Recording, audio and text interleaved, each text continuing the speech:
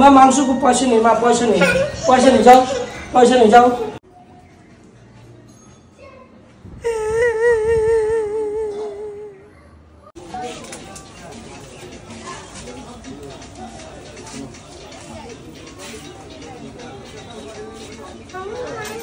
মা মাংস খুব পয়সা নেই, মা পয়সা নেই।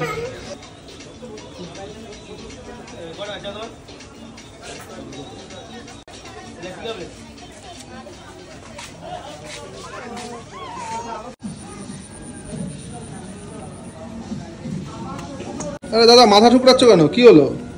আরে দাদা দুঃখের কথা কি বলবো, পাখরে 500 টাকা ছিল, 500 টাকা ছিল, মেয়েরা খাসি মানুষ খাইতে চাইলো, মেয়েরা সরাই দিলাম, আমি সরাই দিয়া আমি গিয়ে এতগুলো টাকা লটারি কিনতে এলাম 500 টাকার।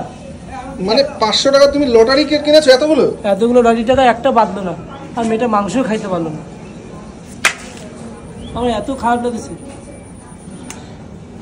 আপনাদের বলি দর্শকদের, আমার চোখের জলটা তো বুঝতে পারলেন, নিজের সন্তানকে খেতে দিন, নিজের পরিবারকে খেতে দিন।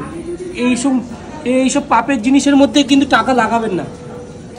শর্ট টাইমে পয়সাওয়ালা হওয়া যায় না কখনো, মেহনত করতে হয়, কষ্ট করতে হয়, তাহলে পয়সাওয়ালা হওয়া যায়। লটারি টিকিট কেটে মুকেশ আম্বানি, আদানি, টাটা বিড়লার হওয়া যায় না, রতন টাটা হওয়া যায় না, তার জন্য মেহনত করতে হয়। এইটার লোভে পড়ে আমরা দেখি, এটা কারণ এই ভিডিওটা করার এটাই কারণ, আমি দেখি আমার দোকানে থেকে, আমি অভিজ্ঞতা থেকে, মানুষ সারাদিনে খায়। জোরাত করে রিকোয়েস্ট করে, ভিডিও যদি ভালো লাগে লাইক করবেন, কমেন্ট করে শেয়ার করে, প্লিজ এর থেকে দূরে থাকুন, এই জুয়ার থেকে দূরে থাকুন।